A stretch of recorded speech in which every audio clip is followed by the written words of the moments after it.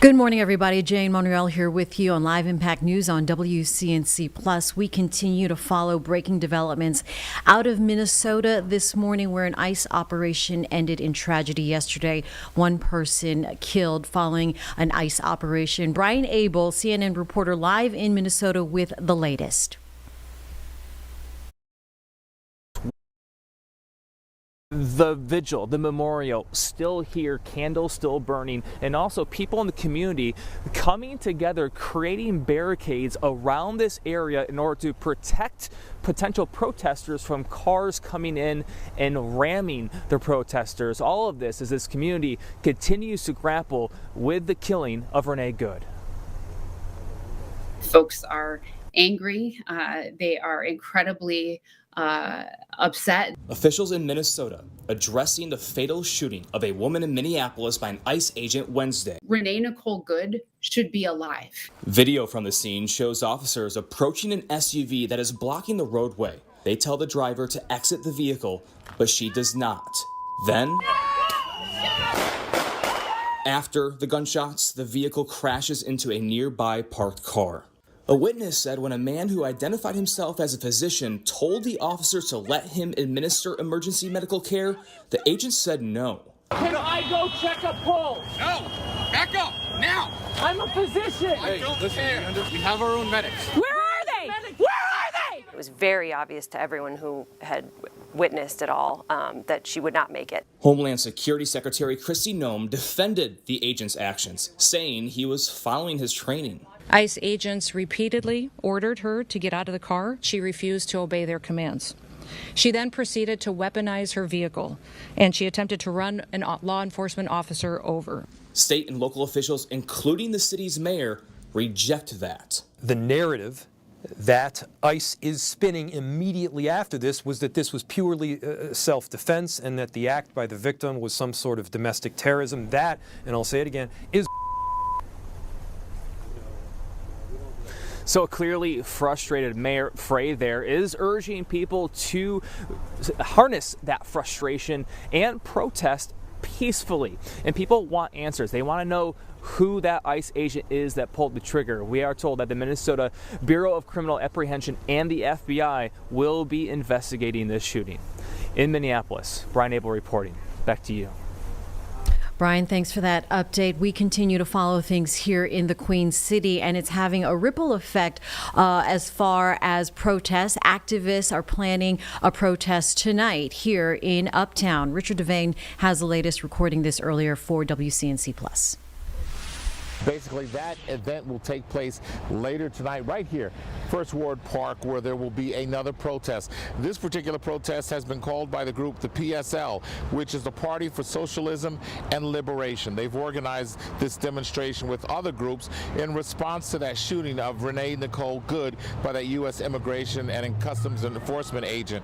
Now, they say today's protest to spotlight outrage over the immigration enforcement tactics. They also want accountability for what they call an unjust killing. The protest comes after that agent shot Good Wednesday during that large-scale immigration operation. The video shared online, an eyewitness account showing an ICE agent firing into the driver's vehicle as it began to move. Federal officials have defended the action, saying it's self-defense, saying that Good attempted to strike the agents, but local leaders have questioned that narrative and condemned the use of force. Now, organizers in Charlotte say this rally tonight will be here at First Ward Park starting this evening at 5:30. They urging their attendees to protest peacefully. They're also calling for justice and systematic change in federal immigration enforcement. Now, again, we will be here as well. We'll bring you details of what happened. We don't know the number of people expected here, but as we get more information, we'll of course present it to you on all of our platforms. We're right here in First Ward Park. Richard Devane, we'll send it back to you.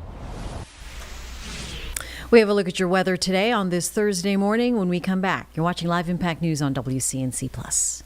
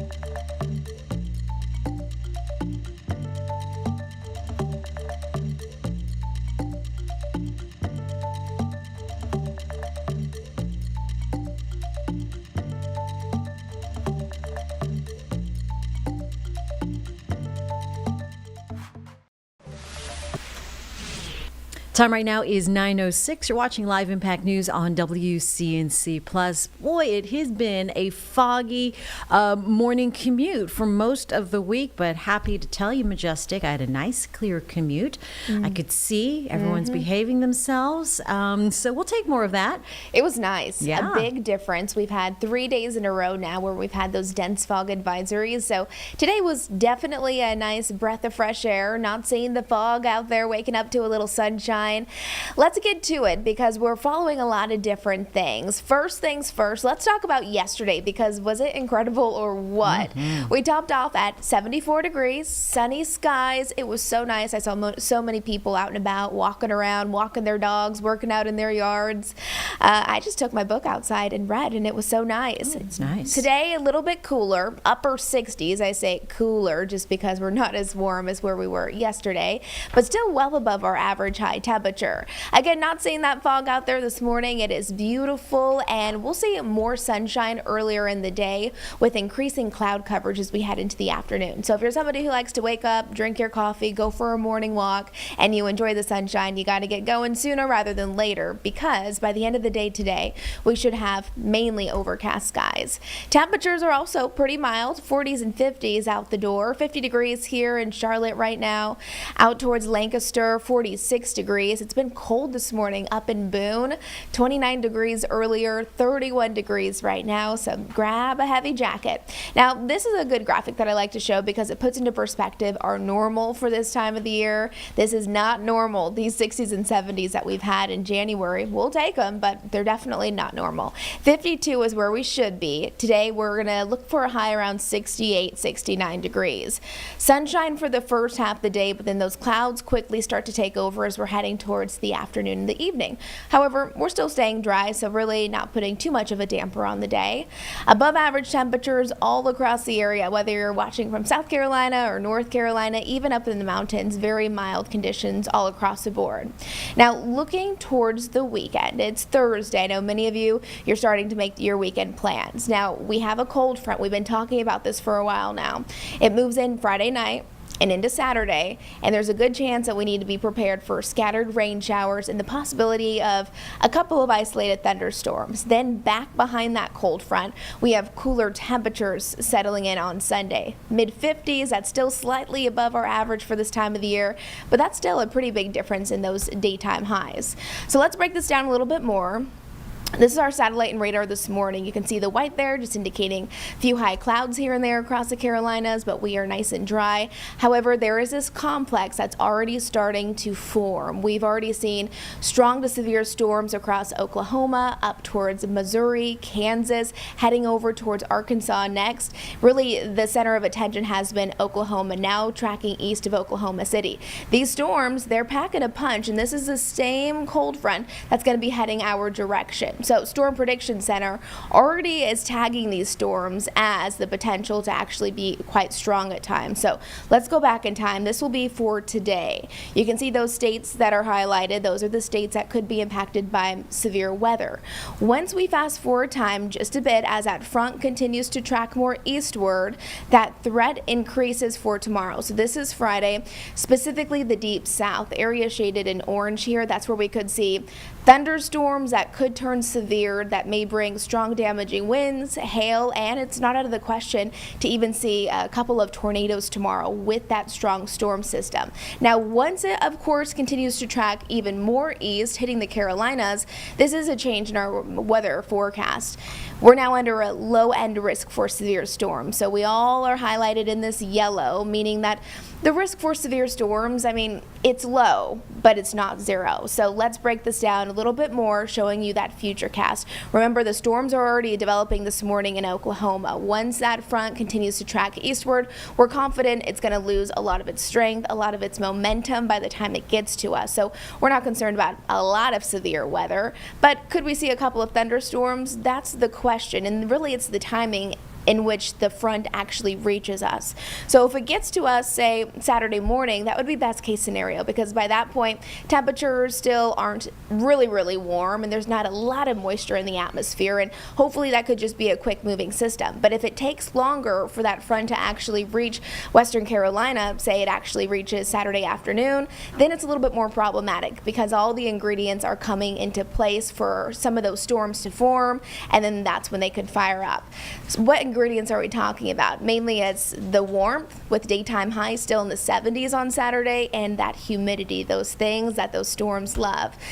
But whether or not we get a couple of those storms, we'll be watching that for you. And it's important to note that this is not going to be a washout. This is not going to be highly impactful. It just could be a little inconvenient at times, especially if you're heading out to the Panthers game on Saturday. Again, with temperatures still into the 70s by 4 o'clock, kickoff time at 4:30. If that front moves through right around there, it's not out of the question for a couple of storms to fire up. And we definitely need the rain, but we don't always want the storms, of course, especially the ones with lightning strikes. Then after we get through Saturday, we're going to be watching a cool down on Sunday, near where we should be for this time of the year, so mid-50s for our highs. And then Monday morning, notice that blue. That's a dip in our jet stream, allowing cooler air from the north to start to filter into the south. So Monday morning, what that means for you is it is going to be cold. That bus stop forecast sending the kids off to school, we're talking about below freezing temperatures. We warm up a little bit next week, but now there's even bigger indication that we'll have an even deeper dig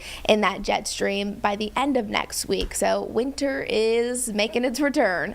Over the next 10 days, here we go. Upper 60s, low 70s through Saturday. Cooler, more seasonal for the next 4 days after that, say from Sunday through Wednesday. A little bit above that, a little below at times.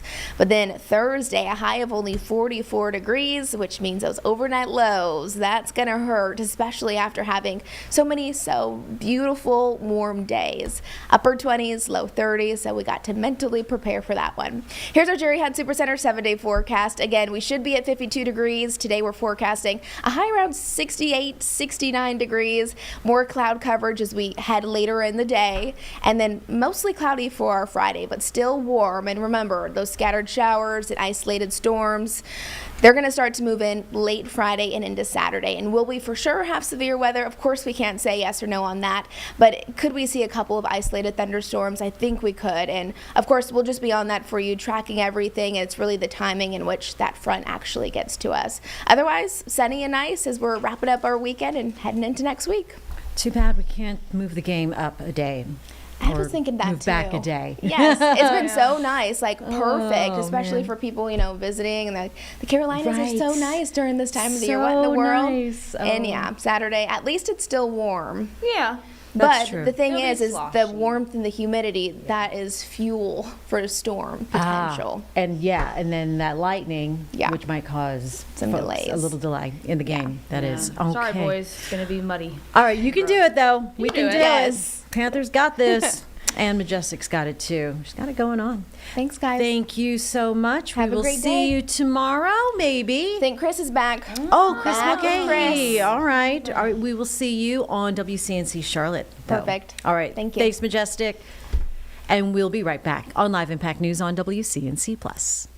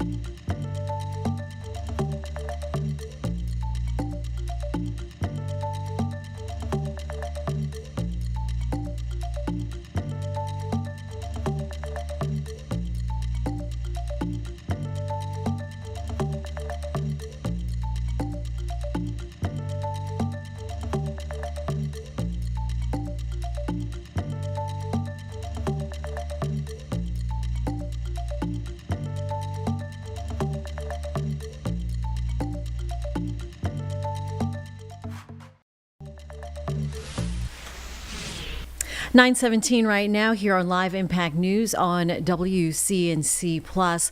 Well, January is National Human Trafficking Prevention Month, and this Saturday, January 11th, marks National Human Trafficking Awareness Day. Erica Reed is the acting section chief with the Blue Campaign. This is at the Department of Homeland Security Center for Countering Human Trafficking. Erica, thank you so much for joining us here this morning. Yes, thank you for having us. I would be remiss, since your office does fall under the Department of Homeland Security, following yesterday's ICE significant operation in Minneapolis resulting in a major tragedy. Can you help our viewers understand perhaps maybe the distinction between immigration enforcement and what your office does? Well, unfortunately, I don't have enough information on that. But what I could tell you is what we do at the Blue Campaign. So here at the Blue Campaign, we are a national public awareness campaign. Our job is to educate the public on how to recognize and report possible cases of human trafficking.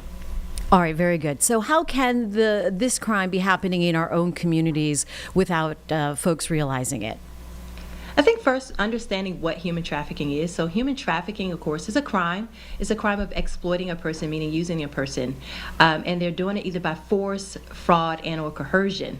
And quite often people assume that human trafficking is just and only kidnapping. So what it could look like in your community is maybe someone is on a job and they're not allowed to take breaks.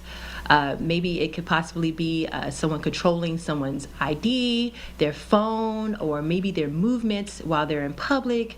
Another one, it could look like either bruising, or it could just be, let's talk about younger people. Like if there's a younger person who has met someone and they now have unexplained gifts or expensive gifts. So those are just some of the things that people can look out for when it comes to human trafficking.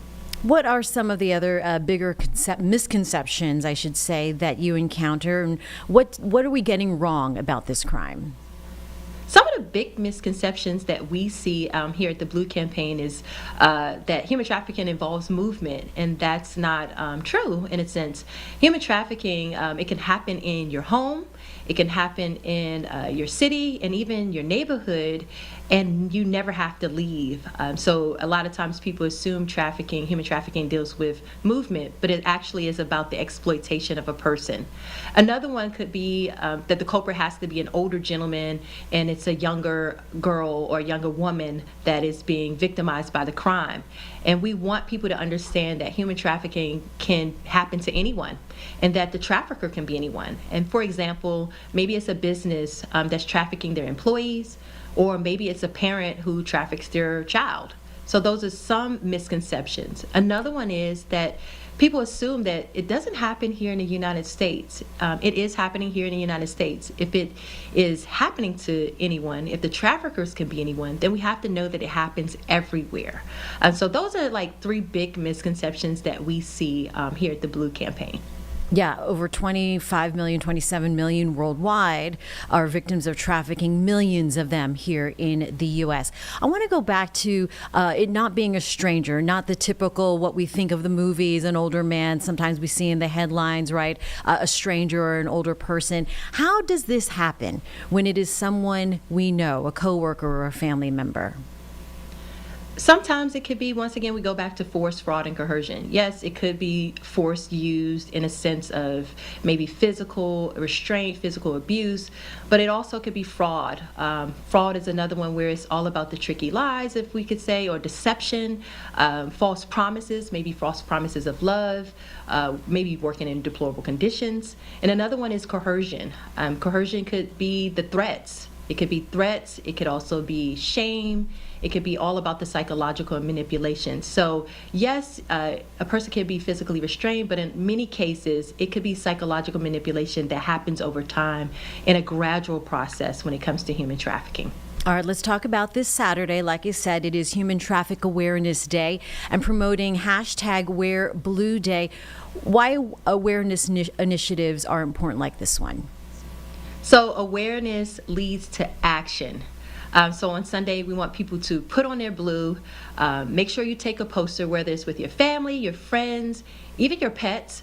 If you don't want to take a picture of your kids, you can always take a picture of like gloves or socks as well. But post that picture, and when you post it, make sure you put hashtag Wear Blue Day. And like I said, awareness leads to action, and those actions could be maybe a candid conversation with the younger person in your life, or maybe it could be your grandparents or your aunts and uncles wanting to learn more about human trafficking, or if you have friends that are following you, or even your neighbors that follow you and say, thanks for bringing this to my attention. I've noticed this is happening here, and they may want to report it. Or there's a person who's not even aware that they're being trafficked, now knows what human trafficking is, and they know that there are people out there in solidarity with them, and they will report as well. Anything giving you hope in this fight? Are we making any progress? Well, I think, one, we have to remember that we're here to raise awareness as much as possible. As long as we're pushing out hashtag Wear Blue Day and awareness, this is an opportunity for us all to partner together to make sure people know what human trafficking is. They can always go to our website at bluecampaign.gov and learn more. I think prevention is important, and also protection, and we're hoping that we can continue to educate people on human trafficking.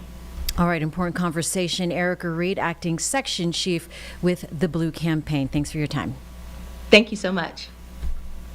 And we'll be right back on Live Impact News on WCNC Plus.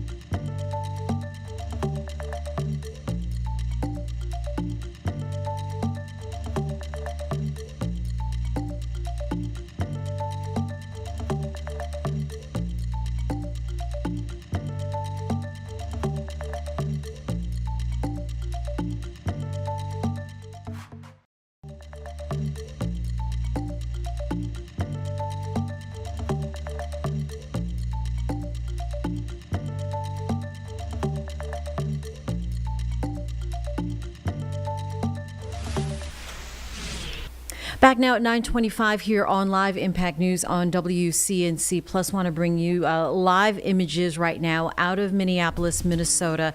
Also with the caveat that because this is live, we are on the stream. You may see signs in the picture and here on the stream. That is something that we cannot control, but a warning to you that this is just a live image of what is happening, where tension is rising now in the city after yesterday's killing of a woman, a U.S. citizen who lived in Minneapolis, by an ICE officer. And it is sparking outrage with dueling narratives on what led to the gunfire. The woman is a 37-year-old. Her name has, her identity has been identified, Renee Nicole Good.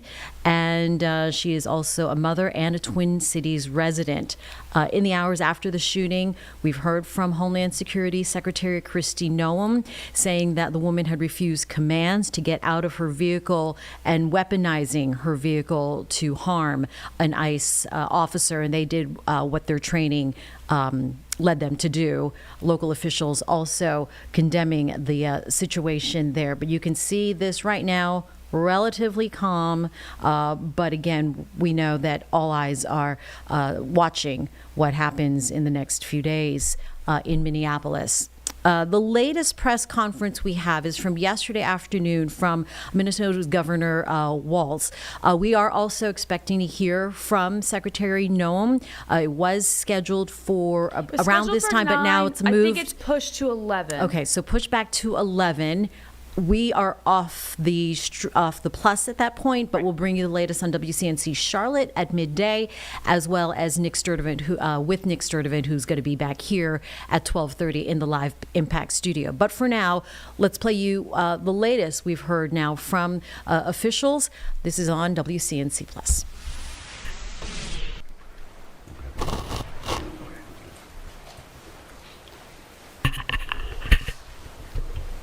Good afternoon. Today I'm joined by Department of Public Safety Commissioner Bob Jacobson, Colonel Schaefer of the Minnesota National Guard, and Colonel Bogojevic of the Minnesota State Patrol.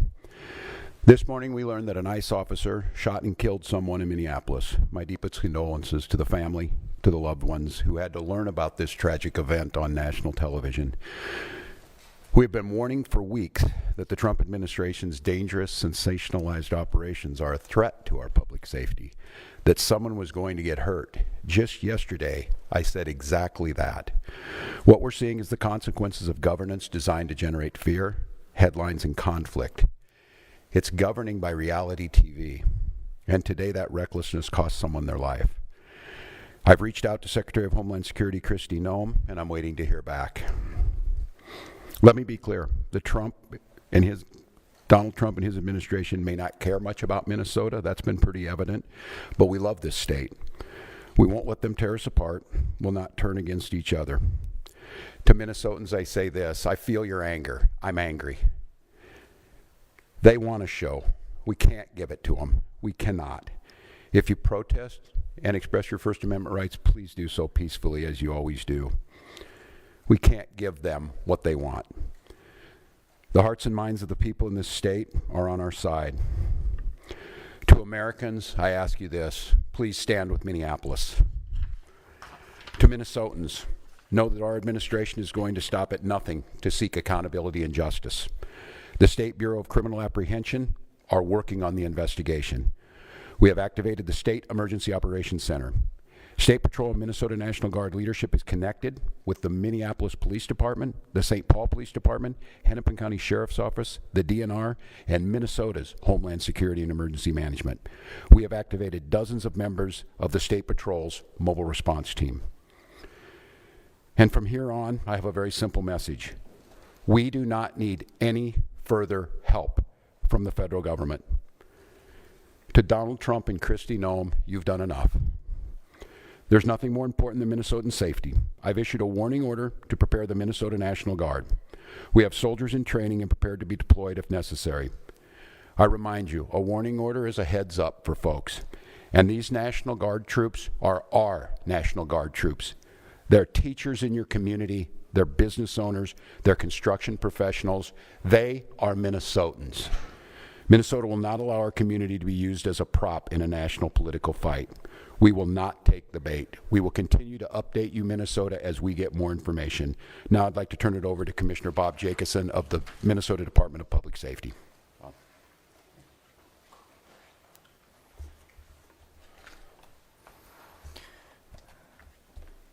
Thank you, Governor. As the Governor mentioned, my name is Bob Jacobson. It is my honor to serve as the Commissioner of the Minnesota Department of Public Safety. First of all, I want to acknowledge the reason that we are all here. The loss of life is not anything anyone would ever want.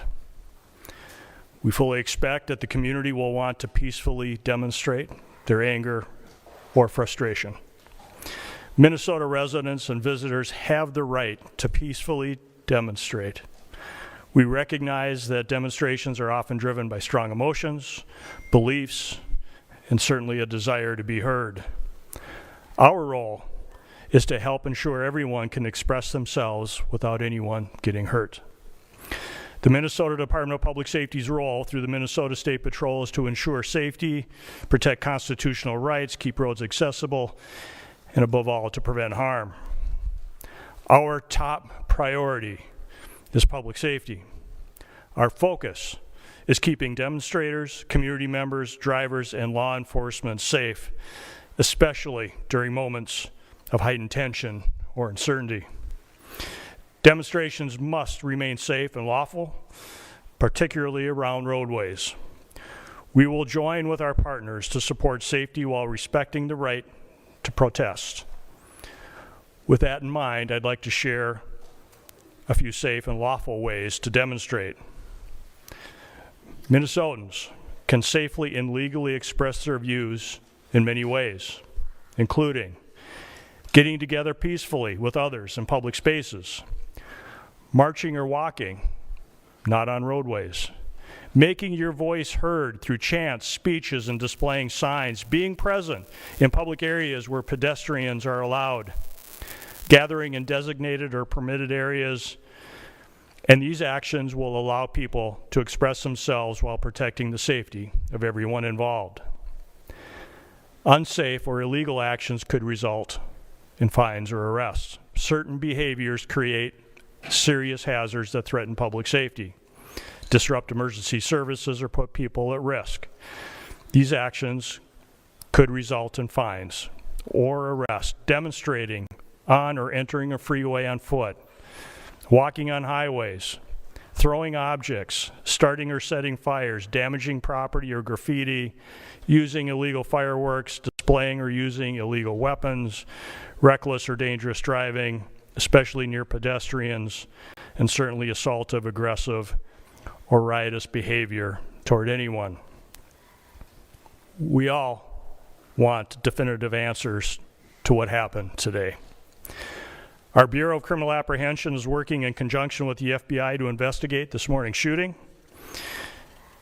As you know, we don't comment on active investigations, but also keep in mind that this is an investigation is also in its infancy. So any speculation about what had happened would be just that. And we will not engage in speculation. With that, I will turn it back over to the governor. Thank you. Thank you, Commissioner. We'd be glad to take any questions. The National Guard at the ready. Would you? Yeah, and I can let General Schaefer talk about this. It so happens it's a training weekend. We've got about 7,500 troops in training at our sites, training sites across the state. What it is, and in the National Guard, you give a warning order, which is a heads up of something could be coming. That just allows people to think about what they would need, what it would mean to mobilize, what it would mean to put them in. And I could let the General talk a little bit about this. Obviously, since the summer of 2020, we had a lot of work done on teams being ready to make sure that civil unrest, and what that means, and I think Commissioner Jacobson was very clear, and I want Minnesotans to hear this from me. The desire to get out and protest and to speak up to this administration of how wrong this is, that is a patriotic duty at this point in time, but it needs to be done safely, and I think the Commissioner simply just laid out some of those parameters. We can do that. This is the peaceful resistance that we need. Simon, you want to say a few things about what that means to have them on the ready? Yes, sir. Thank you, Governor. So for the military, Minnesota National Guard is comprised of 13,000 soldiers and airmen. We live all across and work throughout Minnesota. A warning order is just an initial step to increase your preparations. The Minnesota Guard is always prepared to respond and support state agencies and the citizens of Minnesota. So what that means for us today is just some additional checks on equipment that is ready at all times, and maybe some additional phone calls to service members who might be activated, but no activations. We are embedded with our state agencies here at the Operations Center to just continue parallel planning in the event that we are needed to support. Thanks, General. And I would make note, Mary, and to Minnesotans on this about the National Guard, they're there to protect you and protect your constitutional rights. These are our neighbors. They don't wear masks. They don't bust in from somewhere else. They're not here to cause the hassles to you or what we saw today, the tragedy. Having them at the ready to make sure, because when we see these types of things happen, and we saw it after the murder of George Floyd, there's folks that want to cause chaos. There's the disruptors in it. And while the vast majority of those protests were peaceful expressions of their First Amendment rights, there were those that destroyed property and put people at risk. The National Guard is there to make sure that peaceful protests are able to be done, and that those that want to do the destruction are stopped from doing that. Yes. I mean, what is your threshold for activating the National Guard? You're talking about large-scale demonstrations, but the demonstrations at these ICE raids have been increasing in tension to the point where we saw a woman shot and killed today. Yeah, and I think apparently by a federal agent, not by Minnesotans who were there to express their First Amendment rights. I think we've seen this at there today. I think this shocked everyone. People showed up as they should. There's people putting flowers down on a memorial. There's people expressing their anger. It's just as these situations develop, we decide when we need to move these people out. And I think the local reporters know well on this, both unfortunately and for us, the upside of this is that we're very good and we've had practice at this. And I just want to, again, implore Minnesotans, I am not telling you not to express your anger or your frustrations or the outrage that we have. Look, this was totally predictable, as I said it yesterday, and it was totally avoidable. And I just want to remind you, too, that local law enforcement, we get no coordination. They don't tell us they're coming. They don't say why they're sending the largest deployment in American history to Minneapolis. They're not making us any safer. We don't have any of that coordination. They should be talking to us when we do these things. Let us know. We are going to be down here. This is going to happen. We don't have that. So when you see local law enforcement or state patrol, or if it would take the National Guard, we're there responding to the chaos they've created too, but our role is to make sure that we're protecting Minnesotans so that something like this doesn't happen. There should be a state presence moving forward at these sites? I have not. The question was, have I spoken to the individual's family? No, we do not have a definitive ID on this individual.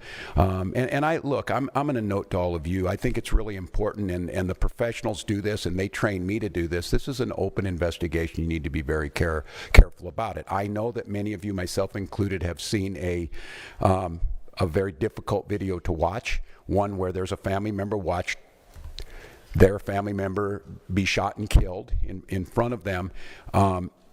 It's beyond me that apparently from the federal government, from the Homeland Security Director herself, has already determined who this person was, what their motive was, and they hadn't even been taken out of the vehicle. We're not living in a normal world. And so, no, I have not. And I want to be very careful because I know how painful this is. I know how painful it is right now. I'm saying person and all that. This is a human being. This very well is an individual's child, a parent, and we don't know that yet. So, no, I have not, but once we do, we will. So, yes. Have you done much in terms of, you mentioned adding to the State Patrol. Could you say more about how many State Patrol people are on the ground right now? And then also, okay, I'll just ask her. So the governor was mentioning mobilizing more of the State Patrol. How many State Patrol people are on the ground in Minneapolis right now? And should there have been more State Patrol people on the ground a couple weeks ago when ICE came? So the question was, how many State Patrol troopers have been deployed to the city of Minneapolis? Right now, we don't talk typical numbers because that is considered security information. We do have a specialized team that does deal with crowd control, and so they have been deployed. But again, they are from all over the state of Minnesota, so they will come in tiers to the state. And they had already been on the ground to some extent before today? No, it was in response to this event. One more. Sorry. Just to clarify the intention of deploying the National Guard, is there any chance that the National Guard will be deployed against federal agents to protect Minnesotans? I'm sorry. What was the Minnesota National Guard ever be deployed against federal agents to protect Minnesotans, given the context of what happened earlier today? Well, I said this yesterday. We've never been at war with our federal government.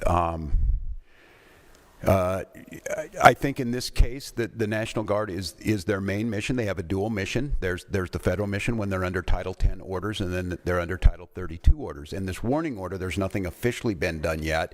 If I am to activate them as the Commander-in-Chief of the Minnesota National Guard, I will issue the executive order to the Minnesota National Guard, and then they will be put in state duty status.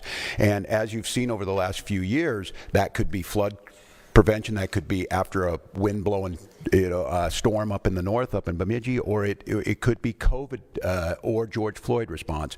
In this case, again, it doesn't necessarily change the mission. They're there to protect Minnesotans. They're there to serve Minnesotans.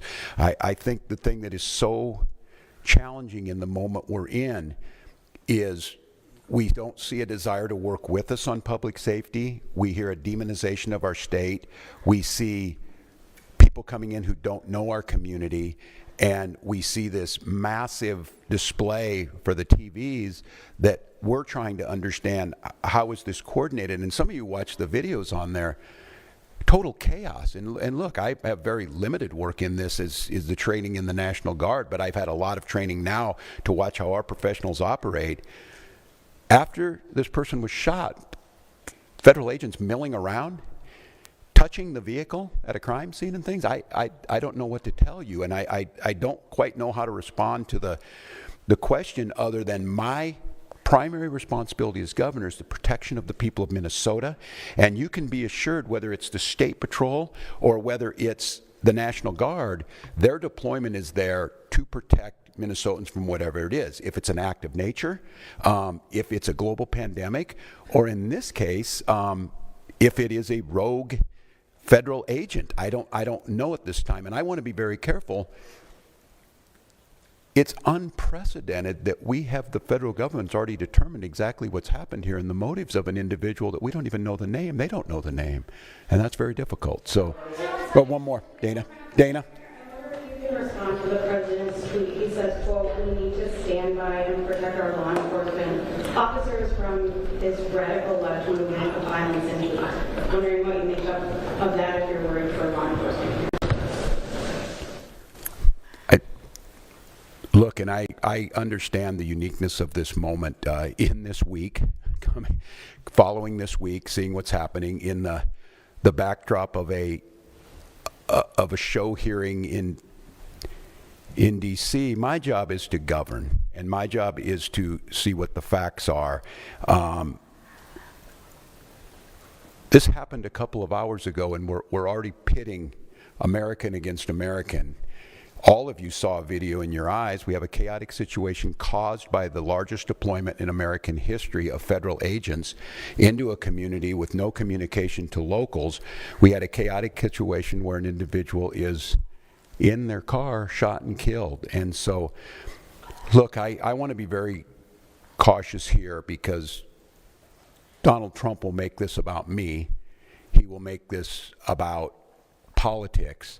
This is about public safety, and this is about normalcy. To Americans who are watching this, if you're in Portland or you're in LA or you're in Chicago or you're wherever they're coming next, stand with us. Stand with us against this. This was so preventable, so unnecessary, and I don't know. I hope. Maybe we're at the McCarthy moment. Do you have no decency? Do you have no decency? We have someone dead in their car for no reason whatsoever. And I don't want to be right about this, but I said if they do this, they're going to create a chaotic situation where someone innocent's going to get killed. And they did it. And now we hear more political rhetoric. Enough. Enough is enough. And so to Minnesotans, don't take the bait.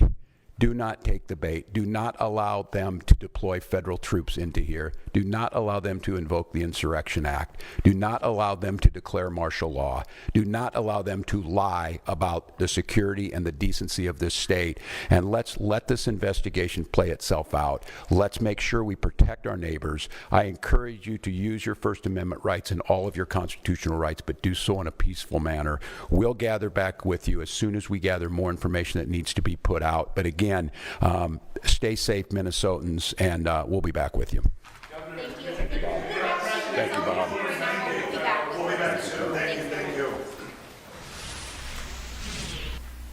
And we'll be right back on Live Impact News on WCNC Plus.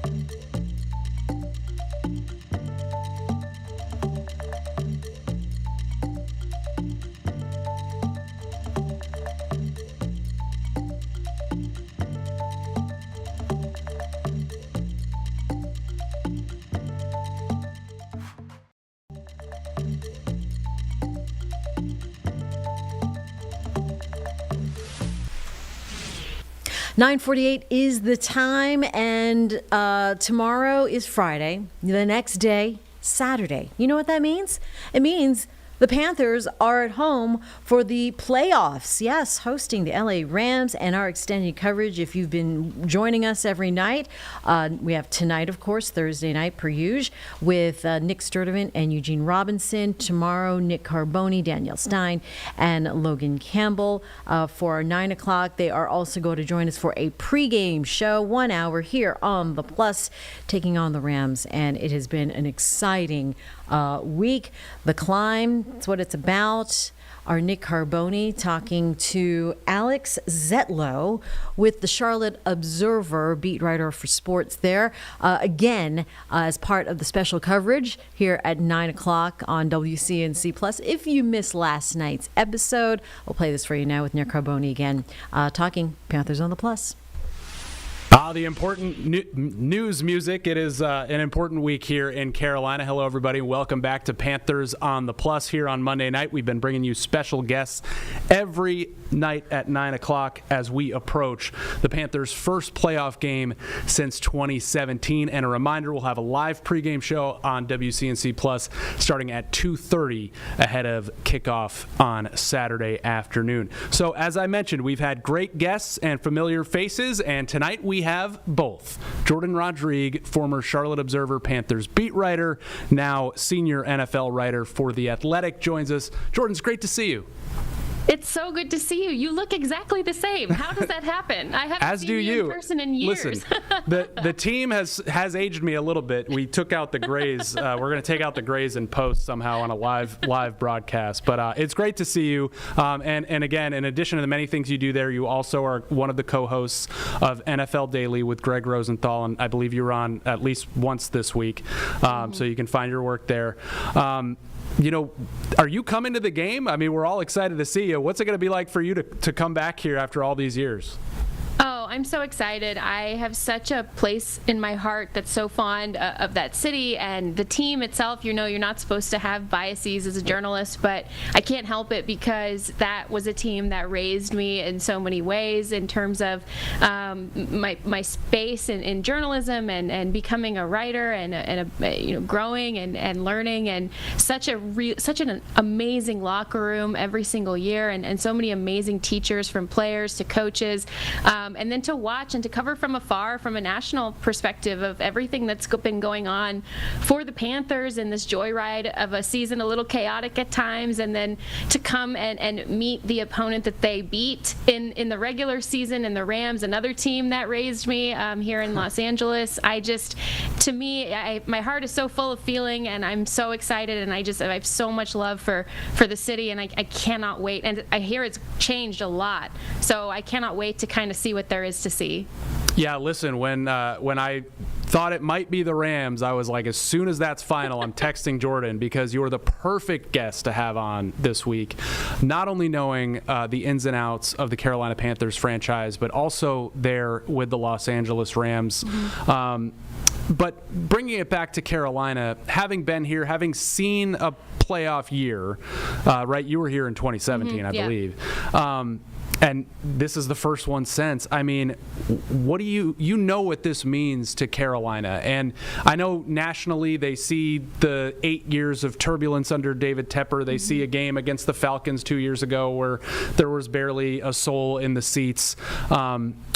What do you think this standalone game in the playoffs will kind of show the world about the Carolina Panthers fan base and culture, at least before the game kicks off, but definitely before kick? Yeah, first of all, I love how it already seems like the crowd is going to be there in spades, and probably with their Ace Boogie Cam Newton hats on. Oh yeah, another new wrinkle. Like he's banging the drum, which is so cool, because that also means that fans will get to see the last quarterback who led them to the postseason and banging the drum at the beginning, and like how special is that? And it's just cool because it'll be so loud, and that skyline, no matter what the weather is, it'll be such an iconic picture of what Carolina football was and what it is now. And I think what the team is hoping to show, what I certainly am looking for, because I've seen it as this team has rebuilt over the last couple of years under Dave Canales and Dave Tepper certainly, but also with Dan Morgan and Brent Tillis, the substance that's there, because they've won. When you look at the highlight reels, on NFL Network or wherever, at the end of the weeks, every week, you see the highlight reels of when the Panthers either have an upset or when they've had a little chaos here and there, and they've been the ones to take the fall. But over time, if you watch every game, and of course I do, and seeing this build over time and seeing the real substance there behind some of the up and down roller coaster moments, this is the time to talk about, if you're the Panthers, to make a statement about who the team believes it will be moving forward. Upset or no, who are they going to be moving forward in this regime? This is a benchmark in so many ways for this team. Talking to our old friend Jordan Rodrigue, now covering the entire NFL for The Athletic, former Charlotte Observer Panthers beat writer and also former LA Rams beat writer. From the Panthers' perspective, Jordan, Week 13 was a signature victory. I mean, it was the best ball they have played in years. What is LA saying about that game now that they have this rematch? Yeah, well, they don't want it to happen again, I can tell you that. I've been sort of mentioning to people this week, it's really hard to beat Sean McVay twice. Yep. And a lot of teams know that. It's really one coach that's been able to do it over the years, and one coordinator, and it's Kyle Shanahan in San Francisco as the head coach, and then it's Vic Fangio, the defensive coordinator, wherever he's been, or his defense. And so, to me, Dave Canales knows that very, very well. He understands that, and I think a lot lot of the self-inflicted mistakes that Los Angeles made, it's twofold, because I think LA fans kind of came out of that game being like, man, we really beat ourselves, right? And certainly the team felt like they beat themselves as well, which is true. But the other part of that story is that the Panthers capitalized on moments, and Bryce Young outplayed Matthew Stafford in that game. And Matthew Stafford would probably be the first one to admit that too, because of how much respect he has for the craft. And so I feel like getting the best out of both of these teams, I want to see them at their best. I know the weather's going to be funky. We might get some weird things happening, but the Rams know that they have to play a much cleaner game, and that's really been the message emphasized throughout the week. There's so much familiarity, kind of like that is a little bit surprising until you dig into it, between these two franchises right now. There's 6 members of the Panthers that I believe were Super Bowl champions with the Rams. And then you talk about Vic Fangio's defense. Does Ejiro Evero's defense bother the Rams in a similar way? I mean, it obviously did one time. Mm-hmm. I think it does, because it is built to stop an explosive passing attack, right? And I know I can already hear your viewers saying like, well, where's that been, right? And I think this defense under Ejiro Evero has dramatically improved over the last couple of weeks, especially in second half of this season. And for me, what I see when I see this defense is this hybrid between some of the concepts that Wade Phillips used to run, and Ejiro Evero also learned under him in Los Angeles, and then also some of those Vic Fangio, Brandon Staley, Raheem Morris influences as well.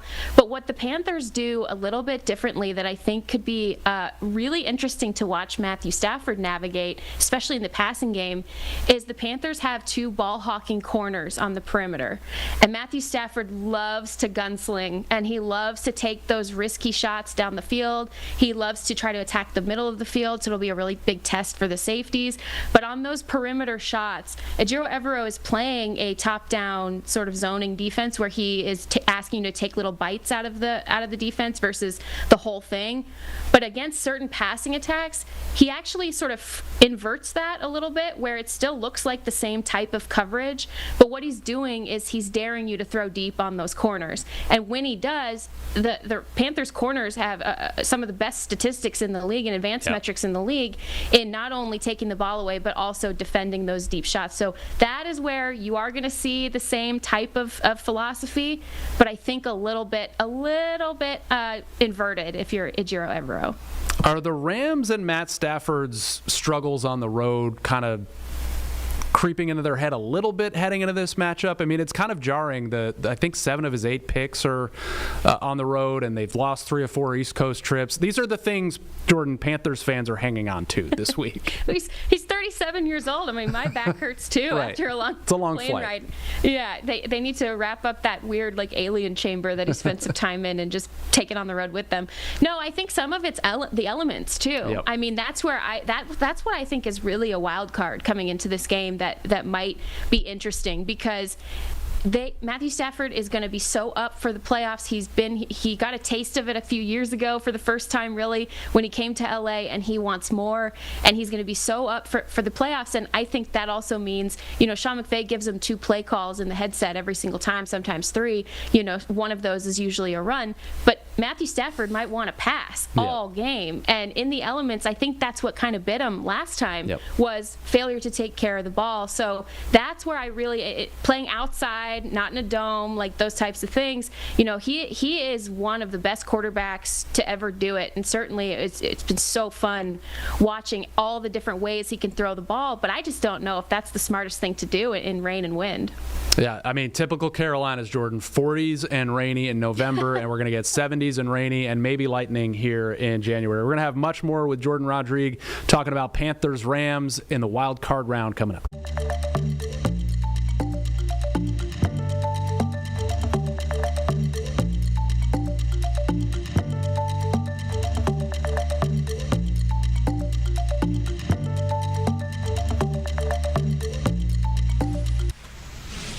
All right, that break means our break. It's 10 o'clock. You're watching Live Impact News on WCNC+.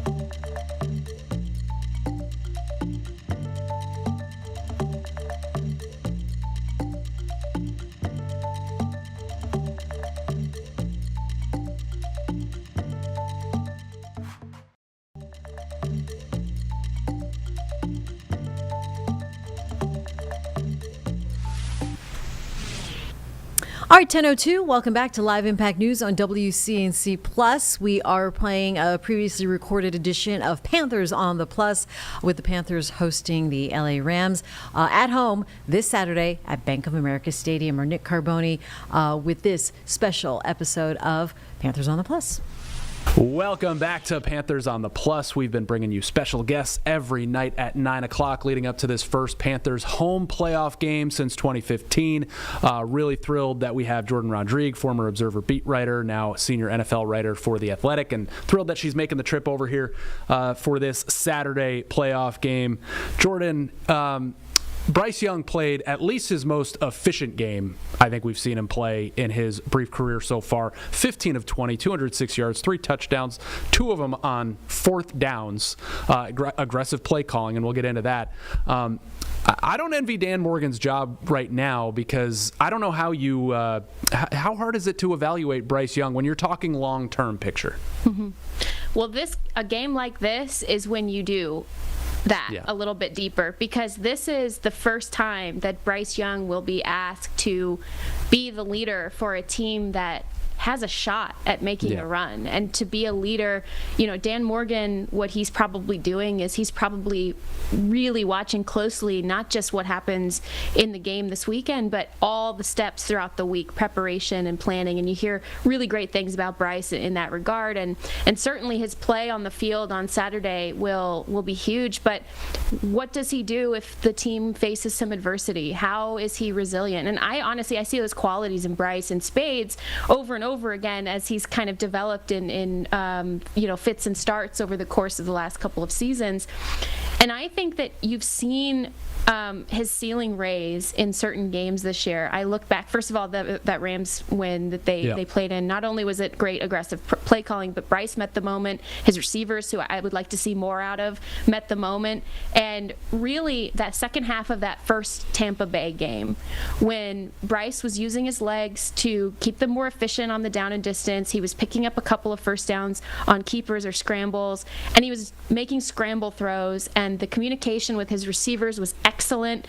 They were really feeling where he was with the ball at any point, and especially that scramble throw that he made to the back of the end zone in that game, that to me, I was like, yeah, that's it. This is it. This is the guy. And if he can be that guy more often than not moving forward, I think the Panthers really can think that they have something special here.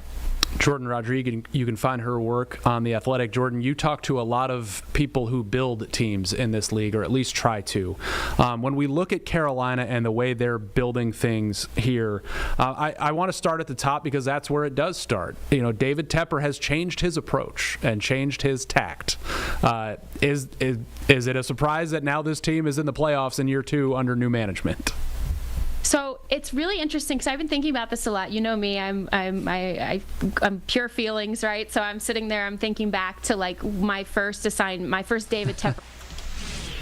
All right, we're going to put a pause in that previously recorded interview because right now we have City Council member Malcolm Graham holding a press conference. He is speaking on many topics from crime to taxes to traffic. Let's listen in on Live Impact News on WCNC Plus. It's over, and so now it's time to get back to work. And so I am here as always, to do the work on behalf of the community. I'm so grateful that the citizens of District 2 voted me back in office with no opposition, which is extremely unusual for a hyper-competitive district like District 2. And I take it as a wink and a nod of me doing the right thing for the citizens of the district specifically and for the city as a whole. And so I'm ready to get back to work. The mayor has made some work assignments for all the council members, and I've been fortunate enough to be appointed to chair the city's Budget, Intergovernmental Relations and Governance Committee. I also serve as a member of the Crime Committee, Public Safety, as well as Transportation. Since I got back, I think I've chaired every major committee. Chaired the city's Affordable Housing Committee, chaired the the housing task force when we went through COVID-19. I chaired the redistricting commission where we redrew the lines. Last year I had the opportunity to chair the Jobs and Economic Development Committee, and so I think I've kind of done the tour of all the major committees, and certainly intergovernmental relations, dealing with Raleigh, Mecklenburg County, Feds, as well as the new Metropolitan Transit Authority is really important. Obviously the budget is extremely important, and so as you noticed last year, our governance, how we operate, is going to be extremely important this year. So I take the challenge, look forward to doing the work, obviously leaning in on transportation as well as crime. We'll talk a little bit about all of that. A footnote, again, with all these meetings, these are my personal perspectives, my personal opinions. They do not reflect the council as a whole, or the mayor or the management team. This is just Malcolm from District 2 thinking about how I need to process the work in conjunction with the council as well as the mayor. And so these are my thoughts, my opinions, my perspectives, and not the council or the mayor. Public safety will always be a top priority for the city, and certainly it's one of my top priority moving forward. And you know, even before the mayor established the new public safety committee, I've been working on a wide variety of public safety initiatives throughout the city through my board membership with Charlotte City Partners, focusing on Uptown Charlotte. We had a meeting yesterday, actually, the Uptown Task Force, and we had a year in review and talked about all the things that we thought we put in place over the last 6 months that really kind of trying to regain public confidence in public safety in Uptown Charlotte and through the city as a whole. Whether as we're talking about the Take Back the Block initiative that we're doing in Uptown Charlotte, Uptown Vibrancy, the Ambassadors Program, work with all the private security officers from all the major bank buildings working together as one, in addition with CMPD. So I took the opportunity during the holiday and really spent a lot of time in Uptown Charlotte, going to Hornets game, going to the Charlotte Invitational, going to dinners, going to the events at Chewis Field for the Christmas celebration, bowl games, and a high concentration of police officers, high concentration of private security, not only on the streets of Uptown Charlotte, but also on the bus stands and the bus station. I parked my car at Johnson C. Smith and jumped on the streetcar and experienced the streetcar and the transit station. And I am so impressed thus far in terms of how we are leaning in and ensuring that folks in Uptown Charlotte is safe and secure, which is a part of District 2 for sure, and what we're doing throughout the city as a whole. Beatties Ford Road Initiative. We've done a lot of work on Beatties Ford Road, specifically targeting Catherine Simmons and Beatties Ford Road, working in conjunction with Mecklenburg County and Commissioner Velma Leak, who's been an amazing partner on this initiative on Catherine Simmons. Wraparound service, all of government working together, Mecklenburg County, the city, CMPD, code enforcement, the legal office, focusing on mental health, focusing on substance abuse, focusing on laundering and those type of window type of New York analogy, fix the broken window. We're trying to fix the broken window in a very narrowly tailored corridor to provide better quality of life. The city bought property on Catherine Simmons in November that we're going to transform into affordable housing. We will continue to bear down on those type of initiatives. And if it can work in Beatties Ford Road, it certainly can work throughout the city. I believe, and I try to do, is make district issues city priorities, and we've done that with the corridors of opportunities that started in District 2. We did that with the Alternative to Violence program that was started in District 2, and this whole of government approach focusing on public safety and a narrowly really tailored way, starting on Catherine Simmons in District 2, I think could be a model for the city, and so we continue to lead into that. We welcome Chief Patterson and Attorney Fife, who's our new attorney. Those two ladies have hit the ground running, and I'm so impressed with the energy and enthusiasm that the new Chief of Police is bringing to our community. She's been everywhere, and I just really appreciate her candidness about what needs to happen, her ability to bring people together. Anytime you can get to the rank and file police officers, the Fraternal Order of Police, the City Council, all saying that this is the right person for the job, I think we've made a great selection, and now we got to get to work with her and to begin to move forward. Probably next week, CMPD will release their annual crime report for fiscal year 2025. The proof is in the pudding, and so I don't have any heads up on that other than, we still got two issues that we have to face, right? The actual data and what the data suggests we are in terms of crime in Charlotte, and we're still addressing issues relating to perception. And so we still have to do both. And so next week, hopefully, we will kind of see what the score is and how do we leverage whatever the report says to really focusing on being a lot more assertive. I want to be a lot more assertive. And, the first murder of the year occurred last week in District 2, and one of the stations, I think it was Channel 36, interviewed a resident, and the resident said, you need to be a lot more assertive. If you do the crime, you got to do the time, right? And I want this council, from my perspective, to be a lot more assertive in terms of loitering, panhandling, those type of issues that really impact the quality of life, the perception of crime in our community.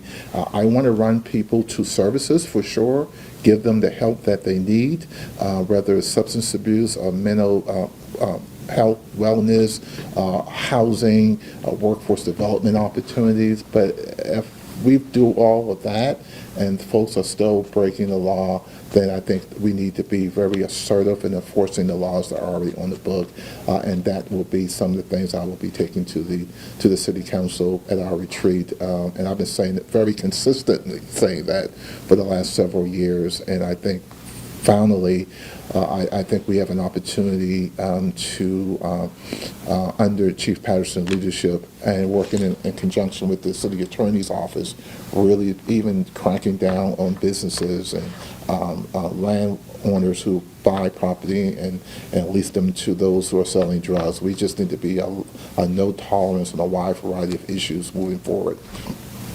So that's crime and public safety, and I look forward to serving on the committee and continuing the initiatives that I've been involved in for the last several years, continuing the work on that front. Transportation, certainly I'm a member of the Transportation Committee as well, and lots going on there. In particular, that's impacting District 2 is all the conversations about the expansion of I-77 South. Residents along the Batesville Road corridor are extremely concerned and frustrated regarding both of the plans that have been produced thus far by NCDOT that really, from my perspective, continues to put burdens on Black and brown communities as relates to infrastructure and road widening. I-77 has a long history in reference to that. We don't need to repeat those type of mistakes that we've made in the past. I will be assembling a town hall meeting on Saturday, January 22nd, 4th? It's January 24th here at the Government Center. We're bringing in NCDOT. We're bringing in Tom Hatchett to talk about the historical perspective of I-77 South. We're trying to answer a lot of questions before the residents get here, but I want to create an environment where residents can be heard. I want to create an environment where folks can have the opportunity to communicate with one another, and that we can talk to NCDOT and have a relationship that's mutually beneficial, because two things can be true at the same time, right? I-77 South probably does need to be widened, right? But it shouldn't be done at the expense of black and brown communities. And so we've been working with them. I have been working with NCDOT, number of meetings over the last several weeks and months about this particular project, and we're going to bring that to a head at the town hall meeting on the 24th. Just really begin to provide an opportunity for residents to once again be heard. A lot of the residents don't even know what CarPro is. Right, and that's the government body, or quasi-government body, that's making some of these decisions. And so we want to break it down. We want to level set and create an opportunity where NCDOT and residents and I can kind of work together to ensure that we continue to build a better Charlotte, but don't put the burden on the back of black and brown communities, and certainly neighborhood leaders and residents up and down the Bettysville Road corridor. Want to take the opportunity to congratulate David Howard and Frank Emery and all the members of the Metropolitan Public Transit Authority. They got sworn in last month. I watched their meeting last night. Interesting, it's but exciting, right? Because they're building something new, and before they can build a new transit stop on the Red Line, they have to build a foundation. They have to build chemistry. They have to build synergy around the room. They have to build the foundation of the organization for all the major projects to come. And I think we got the right men and women around the table to do that. Certainly Chairman Howard and Vice Chairman Emery, I think, are uniquely qualified to do that. Ned Curran is there to provide support as treasurer for the new authority, and Anthony Lindsay from the town of Huntersville is going to have a big voice already in that authority, I'm just excited for them. I want to be as helpful to them as I can under my chairmanship of the Intergovernmental Relations Committee. We had a committee meeting this week, and we're going to allocate our support $4.3 million for startup funding for the authority. Council's going to vote on that on the 12th, and it's utilizing existing sales taxes, right? And it's, having a brand new car. The car looks good, the car smells good, the car doesn't have any gas. And so what we're going to do is help them get started by putting some gas in their car so that they can do some of the foundation building necessary for them to get off the ground and go further, right? And so I'm excited about working with the new authority, excited about working with Chairman Howard and Mr. Embry, as well as all the members. 27 people, as we saw last night, is a lot of folks. It's complicated, right? But I think they have the skill sets to figure it out on behalf of the community. And so I'm excited to continue to watch and lean in where I can. Malcolm, is that a one-time thing, that 4.3? Like, is that enough to get them into? Well, it represents about 6 months of work of what we would have done if those type of items were within the CAT's budget, right? The relationship between the city and the authority, we're kind of married at the hips because we still run the system right now. We will be working on a gradual transfer of authority from the city to the authority, personnel, human resources, assets, liabilities, all those type of stuff. So I would suspect that there'll be a number of interlocal agreements coming between the city and the authority over the next several months and maybe years. Obviously, that's a relationship and a partnership that we value. And so I think we should be as helpful as we can to get them off the ground. And so, yeah, it's going to be an interesting relationship, but I think one that we can certainly should lean into. Of course, the authority does not do the road construction. That's done by the city, and so we look forward to identifying all those strategic areas in District 2 that needs road funding. Certainly the Mountain Island Lake area is one of particular importance to me. The Transportation Committee will, I think, be handling that aspect of it, while the Intergovernmental Relations will be doing the assets transfer, personnel, the relationship. That's how I see it in my mind. Maybe the 15th floor may see it differently, but I think that's the division of work for both of the committees, but certainly everyone's going to be down into that. And it's a partnership, right? It's a partnership between the city and the authority, and a lot of work needs to happen. But the journey of 1,000 miles starts with the first step. And the first step is getting them seated. They're seated. The second step is making sure they got gas in the car. They can go a ways. And then the hard work is on the shoulders of Mr. Howard and Mr. Emery and the authority of putting the puzzle together, right? Building the foundation, as I said earlier, creating the corporate chemistry for all the construction to follow. And so I'm excited to be working with them. I'll be following that. Growth and development, we talked a little bit about that. Charlotte, again, depending who you talk to, 150, 160, 170 people move to the city of Charlotte and the region every day. We're a growing city, a growing region. I like growth. I like controlled growth. Although there are some pockets in the community that we really need to focus on. Steel Creek is one of them. Mountain Island Lake is another. Both of those have two things in common: state roads as well as city roads, and how they kind of work the magic to make that happen. But hopefully the road money that we receive will help us to lean in and try to identify problems that we can fix through our strategic area plans, and that through our area plans. And we've done a lot of work over the last 3 years, starting with the 2040 comprehensive plan. Then we approved the UDO. Now we're doing the area plans or other plans to follow. And so again, we are managing the growth. We acknowledge the growth. I am pro-growth, pro-development, as long as it's balanced, right? I think that's for sure, and that we have the policies in place to support it. And with our strategic area plans, the comprehensive plan, the UDO, rewriting. The UDO was a rewritten of a plan that was like 40 years old, and so we're learning as we go. We're making adjustments to these plans as we go, but I think the residents should feel certain that we are focused on the growth. We're managing the growth.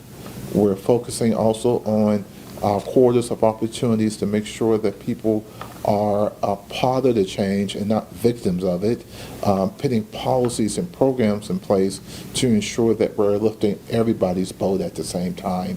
And I think it's complicated, but I think we have taken several really good steps forward that demonstrates that we acknowledge that Charlotte is one of the fastest growing cities in the country, and so growth and development is really important.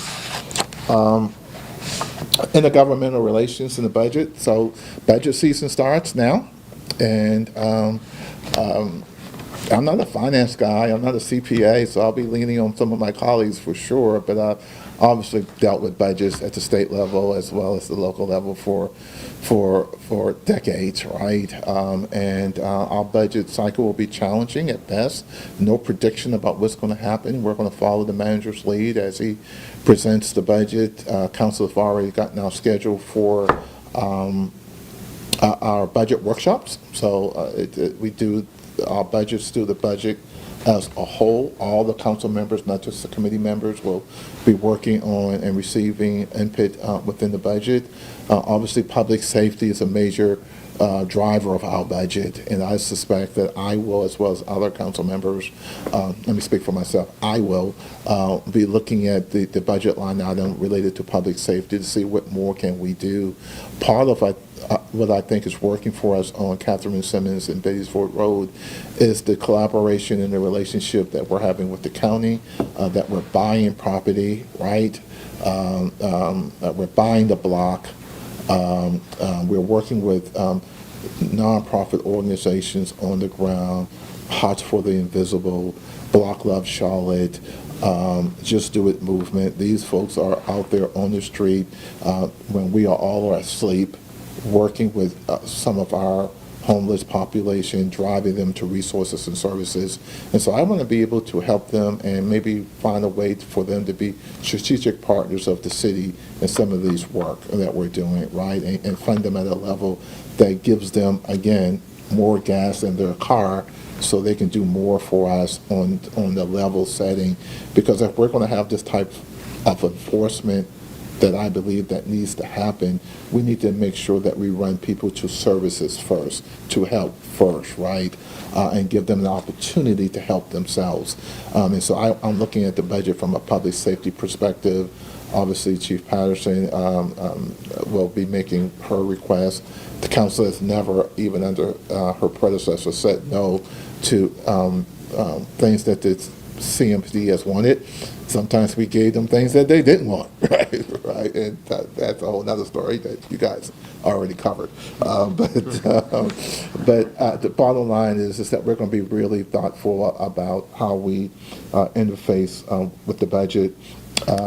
Many of you know that I've served for 10 years in the North Carolina State Senate, and I was a congressional candidate, and so part of the work of the committee is working with our federal agenda, our local legislative request to the General Assembly. I think I'm uniquely qualified to have some of those conversations. I served with Senator Berger for 10 years. He's still there. And so we have a relationship. We agree that we disagree from time to time, but once the gavel sounded, he's a pretty nice guy. And so we'll try to have a relationship that's meaningful on our federal legislation, obviously working with Congressman Adams and helping us get the things that we need from the federal government. That's a complicated relationship now, too. Certainly the state delegation will be, from my perspective, heavily focused on public safety initiatives. Part of the meeting we had yesterday, I talked specifically about making sure that maybe the city, the county, and the alliance, all our legislative agendas kind of look and sound the same. The old saying, one band, one sound, that we're all asking for the same thing. And it's the same things we've been asking for decades. More support for our judicial system, more DAs, more public defenders, better technology in the courtroom, maybe tight courts. I think if the state of North Carolina really wants to be a partner with us, and they have been helpful to us in some respects, right? The payback was helpful to us. Chief Jennings and DA Merriweather had some success getting legislation that they needed for public safety, right? They, 2 years ago, even was willing to give us $30 million for the tennis complex, right? And so we've had some wins with them, but it is an election year, and there's a lot of politics. And we just hopeful that on the 29th, when many of our local leaders go to testify about crime on our transit system and crime in Charlotte, that is a conversation where people are talking to each other versus at each other, right? Because there should be a concern about what's happening in crime throughout North Carolina, not just in Charlotte, right? And that's a great public policy discussion to have. It's not a good political conversation to have, right? And so I hope that it can be focused on the policy that is needed and the things that we can do collectively together, the state and the city and others, to demonstrate that the Charlotte-Mecklenburg, which generates millions of dollars that goes to the state, that there's a return on our investment for the type of services that we need to process the work. And we're saying that we need to be a lot more assertive in terms of enforcing laws, that we need a judicial system that can handle what we're trying to do. And if we don't have the resources from the state, then it makes it complicated. And so I look forward to those relationships. I will go to Raleigh on the 29th and be in the crowd and talk to some of my old colleagues and listen to the presentations. And like I said earlier, I hope it's one where folks are talking to each other in a collaborative fashion where we can get some meaningful things done on behalf of the citizens of Charlotte and Mecklenburg County. And then lastly, and then I'll open it up for any questions and comments. I have some Panthers stuff behind me. So in December, we received a letter from our city manager saying that all of the documents, contracts that the city and Tepper Sports and Entertainment needed to sign to complete the $650 million renovation of the stadium is done. And so I want to thank David and Nicole Tepper and all the executives over at Tepper Sports and Entertainment, their lawyers, Christy, everyone for doing an outstanding job working in conjunction with the city. Now it's time to renovate a stadium, right? And I'm excited about that and excited about the fact that we continue to invest in hospitality and tourism in Charlotte. Sports and entertainment is in the DNA of the city of Charlotte, and it's a part of who we are. And Bank of America Stadium serves as a venue not only for the city of Charlotte but for the region, and it helps pays people's bills on a day-to-day basis. Our frontline workers, waiters and waitresses and Uber drivers and small business owners and event planners and those who own hotels and small businesses, they feed off what happens at Bank of America Stadium, whether it's the NFL team, whether it's Charlotte FC, whether it's concerts. What's the baseball team that was here that sold 60,000 tickets? Which is crazy, right? I mean, and I think they did it twice, right? When those events happen, people are working, and I think it's a $1 billion economic impact of having that team in our city.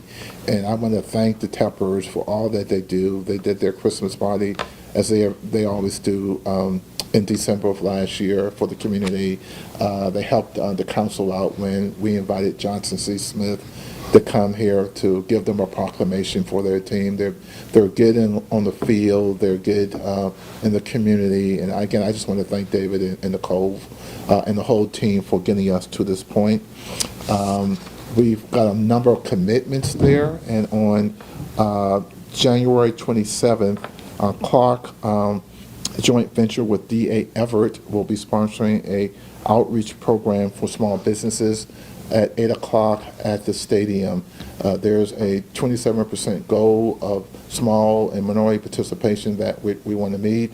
And that is really a kickoff meeting for those small businesses that are interested in participating.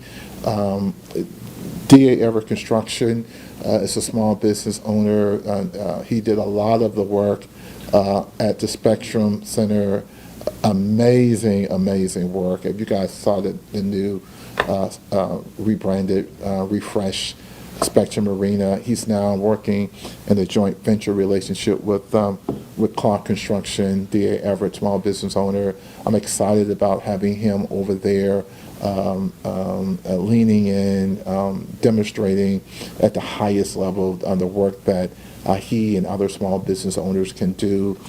Carol Lilly with Lil Associates is also over there, and she's really helping to source for those small business owners in the community that want to be a part of this project. And she's a tough grader, and so she's going to make sure that those individuals who come through the doors provide a quality product at a competitive price, demonstrates the ability to compete. And so, again, that meeting is going to be on January 27th at B of A Stadium. Anybody can give me a call, and I'll direct them to Carol Lilly, who are interested in participating on that project. Huge opportunity there. And in addition to, the 4,200 seat entertainment facility that they'll be building as well, right? Which is, again, another crown jewel in our crown in reference to sports and entertainment that we'll be hosting there. So, quick fact, Tepper Sports and Entertainment has 2 playoff teams, right? The Charlotte FC had a great season this year, and they made the playoff, and I sent my best friends in Atlanta all type of greetings last week, and we are the Carolina Panthers are the NFC South champions, and I told Christy weeks ago, as Charlotte really we were struggling as a community, right? We had issue after issue, and one thing that brings a community together is sports, and then a winning team. And I think you will see a unified community this coming Saturday, bringing us together as one, starting the new year off right. Obviously, Charlotte is an amazing city. Just like others, we have our warts that we have to figure out, but we only can figure it out if we're all together. And so, again, I want to thank, again, the Teppers for really leaning in and helping bring this community together through sports. I think that's really important. The same way that the Johnson C. Smith University football team brought Beatties Ford Road together around a winning team. Winning brings people together, and so I'm so excited about the team. And it's another payday for our frontline workers. But for this playoff game on Saturday, a lot of people wouldn't be working Saturday. Is it night game? 4:30. Yeah, they won't be working at Saturday, and so they'll be working in preparation Friday. Then they'll be working Saturday, and again, all those workers I described earlier feeds off the team, and so we're really excited about that for sure. Sports and entertainment, Charlotte Invitational Tennis in December. Over 14,000 attended to see Venus Williams and Taylor Fritz, Madison Keys. You guys should have been there. I was playing with Taylor and Madison, and last month this time they were playing with me. Now they're in Australia. What a letdown for them, right? But again, it goes to sports and entertainment in Charlotte, getting people to work.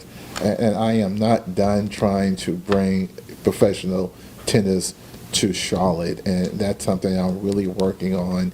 A number of meetings have already been had internally, and either we can do it or we can't. I think we can, and I'll be leaning in, talking about a wide variety of opportunities for our city around that, wide variety of opportunities at Bojangles Arena itself. I think we need to renovate that facility.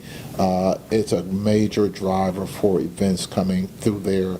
The Battle of the Bands will be there on the 24th of January. Yet another example of how that facility is being utilized. The new Women's Basketball League, they will be starting up playing their games, the Charlotte franchise, in March at Bojangles. And so, again, we're a banking town, we're a logistic town, but we certainly now, after COVID, have really pivoted to be a Thursday through Sunday town based on sports and entertainment. And with that, I will pause and answer any questions that you may have. I am not afraid to say I don't know. Right, I will tell you what I know and what I don't know. I will say I don't know, but I just wanted to kind of create an opportunity for us to understand who I am, things that's important to me, things that I'm working on, and obviously we got a big year ahead for the city of Charlotte. Well, on the House Oversight hearing, you have experience in Raleigh. Do you trust that Chair Jones and the rest of the committee is acting in good faith by calling leaders to Raleigh on public safety? I think those gentlemen have a job to do as well. And as I said earlier, I hope that the discussion can be collaborative, that folks are talking to each other and not at each other. I think what we have done thus far in terms of our response to the state auditors when he asks these same questions, our response to the federal government when they ask these same questions, I think the leaders will be well prepared to respond in an appropriate and professional way. And the dialogue, again, that will be two-way, that not only we can talk about the things that we've done, I think to correct some things that needed to be corrected here on the ground, but also the help that we need from them to provide more resources and dollars to enhance our judicial system. And so I'm cautiously optimistic. I've worked in a building for 10 years. I'm not going to cast doubt on their intentions. It is a political season, I acknowledge that, and we all understand and realize what's happening at the federal level, at the state level. There's a federal election on the ballot for U.S. Senate.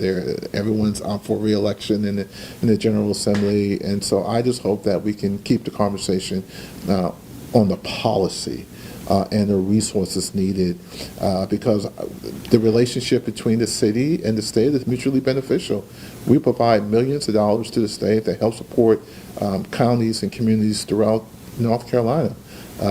We help with this payback to pay for some of our own local roads and our local transit that the state would have probably had to pay for themselves if they wanted to lean in that way. And so I think it's a mutually beneficial relationship, and I'm not sure that if I was a state senator, I would want to hurt or harm that entity that is really providing economic impact not only for a region but for the whole state. One quick follow-up. Brendan Jones told me he calls these meetings because in this case it's local leaders not doing their job properly in terms of ensuring public safety. Your response to that? I just respectfully disagree. In terms of I-77, considering that those neighborhoods that will be impacted, they are passing their opposition fairly quickly. Is there an alternative to widening those roads? I spoke to folks who talk about examples like in Boston with the Big Dig and sending that traffic into a tunnel as opposed to widening roads. What is your gut feeling in terms of alternatives that could be utilized? Yeah, we met with NCDOT in this room about 3 or 4 weeks ago before the holidays, and we discussed a wide variety of options. And I said, hey, show me your homework. Show me where you excluded opportunities because of cost, because of whatever. And so they are due back to this week, I think, to get with me a response to some of these questions that the public has been asking. And so the short answer, I think all options should be on the table until they aren't. And what is frustrating for many of the community members is that they don't know what was excluded and why. So is it possible for us to go underground? I'm not sure. They would say it's too expensive. Well, show us. Show us where you went and study it. Show us where you discount it because of a price or of the complexity of doing it. I just think that we just need to level set. I think we need to have again talking to NCDOT and COPO and not at them about what are other viable options that will provide minimal impact to Black and brown communities. Malcolm, this kind of draws together several of the things that you're working on. But as you know, with the safety piece or security piece of transit, there's been a lot of talk about having a transit-dedicated police force, that the funding would come from the tax revenue. You just mentioned you're having to give them seed money, you get money. So that's a long way of asking, do you support that? And then if you do, how long do you think it takes? Because there are so many moving pieces here on the new 27. Yeah, and again, that's a conversation that Mr. Howard and Mr. Emery and others at the authority are going to have to ask themselves. They did talk a little bit about that last night about public safety in general, and drilling down to whether or not they need to have their own police force. I think throughout the country that seems to be what people are leaning towards. I think they will have the same issue that we're having with CMPD, or the sheriff is having, which is identifying talent to do it. And so I put full confidence in the authority to kind of help us, guide us in that decision making. Obviously, it's still our system until it isn't, right? And so heavy concentration of CMPD officers working overtime, heavy concentration of private security working alongside them. I think that needs to continue until the MPTA have a thoughtful conversation about how they move forward. Like I said again, if you saw the meeting last night, it is literally level setting, right? And so I'm not sure whether that's going to take 6 months, a year and a half before they get to talking about setting up and then delivering a uniform police force, whether it's independent of the city or there's some type of engagement with the city to continue doing what we're doing until they reach that point. So I'm not sure. But what I am sure of, though, is that the security of the system, no matter who is governing it, whether it's the city until we hand it over to the authority, that has to be a top priority, right? Not only the rides, but even the transit stops themselves, where on Beatty'sford Road, again, being assertive, if you want to ride the bus stop, you shouldn't have to wake somebody up and say, could you please move so I can sit down because I'm waiting on the bus. Or the bus shelter shouldn't be utilized as a bathroom, right? And so we have to be policing it from those who actually ride, those who are employed, the employees, from the bus station to the train to the buses and to the bus stop, that public safety and enforcement has to be a top priority. Councilmember Dante Anderson is teasing an announcement tomorrow. Mm-hmm. Do you have any understanding what the announcement is? No. Hypothetically, is it too early for us to talk about mayor in 2027? Not too early for me. Yeah. Since football's on everybody's mind, talk about, Bank of America's been redone 2 or 3 times. Has there been any talk from either side about building a new stadium versus redoing B of A, or how is that? No, we're not again, right? No, we're totally dedicated towards renovating the existing facility. It's going to be over $1 billion renovation. City's already put in $650 million. You put in the dollars that Tepper Sports and Entertainment is going to put into it. We've already identified the contractor's clock, and we're totally dedicated to not only building, renovating the stadium, we're totally dedicated to kicking some butt on Saturday as well. And so, no, I think that's done. We've already charted a direction that we're going. There's a protest in Uptown tonight over ICE. Of course, that's in response to Minneapolis, not what happened here. But I know that we've seen Operation Charlotte's Web on Border Patrol's end kind of at least take a pause, and there's been some confusion over communication with immigration officials federally and local officials. Is there any update in that communication on your end? I don't have any updates on it other than to say that what we saw in Minnesota yesterday is painful to watch. I love government. Telling my age now, right? Remember watching the Watergate hearings and working with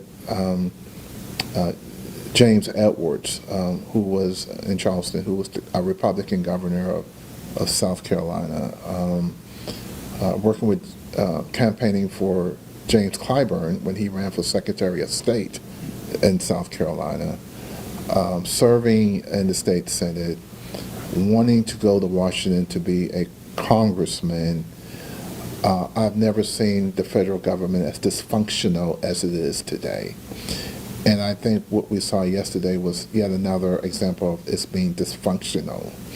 I've never seen a president or a press secretary or a cabinet member before any investigation lay blame to the dead victim for something that they supposedly have done. I've never seen in Charlotte where you can be black or brown and be picked up off the streets because you're black or brown. And so I'm really concerned, not only for the local community, but I'm really concerned for our nation and our government. I think we all should be. I tell that history before because there was once a time that Democrats and Republicans agreed that they disagreed, and then they went out for drinks and dinner. Those days are over, right? And I was at the crime meeting yesterday, and I used the word that our relationship with Raleigh is complicated, and someone in the room said, "No, it's not that complicated." And I just smiled to myself and say, get a life, right? Because it is, right? And so I think as Americans, voting matters. There's an election this year. Folks need to vote. Folks need to protest. Protest within the rules. And demonstrating and pushing back on government is 100% American. Brent announced at last night's MPTA meeting that the FTA administrator will be in town next week for a roundtable and to ride the blue line. From a city council perspective, what have y'all been told about that visit? Are you guys going to be involved as well? I think I read it in your paper. And I heard it mentioned last night. Listen, they come to town, government officials from Washington from time to time, whether it's housing, interior. Obviously, this one is different. Hopefully, he's coming to say congratulations on forming your new Metropolitan Transit Authority. We look forward to working with the city of Charlotte to help us get that off the ground and identify federal opportunities. Hopefully it's a conversation about how can we help and embrace safety initiatives. We did send a pretty lengthy response to them upon their request, and so I don't see anything other than, again, continue to work with our partners at the federal level. Again, there's a difference between the General Assembly, the House members, the congressmen, and the professional staff. And so hopefully this is although he's a member of the cabinet, that it would be, again, focused on the policy. And obviously, I don't run away that we need to address public safety on our transit lines. And so hopefully it's a fruitful conversation with the community leaders. Can you talk a little bit about what we can expect from the City Council meeting on Monday in regards to this $4.3 million? And what is this relationship going to look like between MBTA as they sort of get off the ground, like you mentioned, and the City Council this year? Yeah, I can say that it's going to be on our agenda.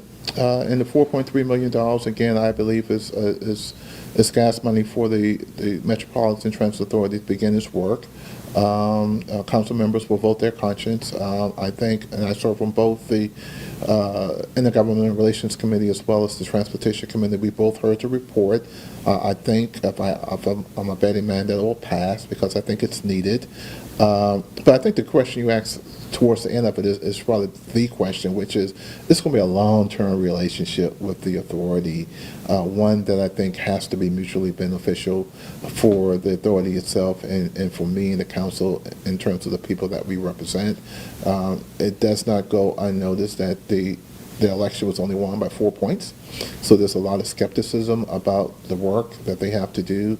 And certainly part of what I want to do as the chairman of the Intergovernmental Relations Committee is establish a partnership that works. For the authority, for the city council, for the citizens, we have to transfer literally a whole department out of the city into the authority, assets that the city owns, the buses, I mean, all of it, right? Personnel. It's going to be very complicated. Some of it, I think, the manager can do administratively. Others may have to go through an interlocal agreement that has to be endorsed and voted on by the city council itself. And so I suspect that there'll be a lot of conversation between Chairman Howard, Vice Chairman Emery, the mayor, the manager, me, others, in reference to how do we communicate effectively and efficiently? How do we put compliance over expediency? Right? Let's make sure we do it right, not do it fast. And so I think that relationship between the city and the authority will be just as important as the relationship that we have with the county or the state or the federal government. Now that the city, that bond referendum has gone through, the money's going to pile up and projects will get built, hopefully.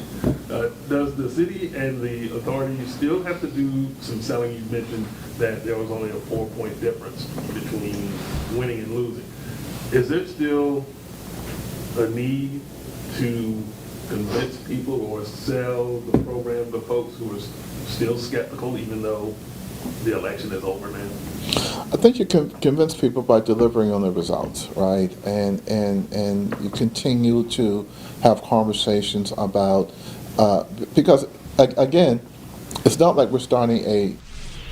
You've been watching live Councilman Malcolm Graham's press conference. If you would like to continue watching this, you will have to go to our secondary channel on WCNC Plus. I need to sign off right now as we are coming up on 11 o'clock with Charlotte Today up next. Have a great morning.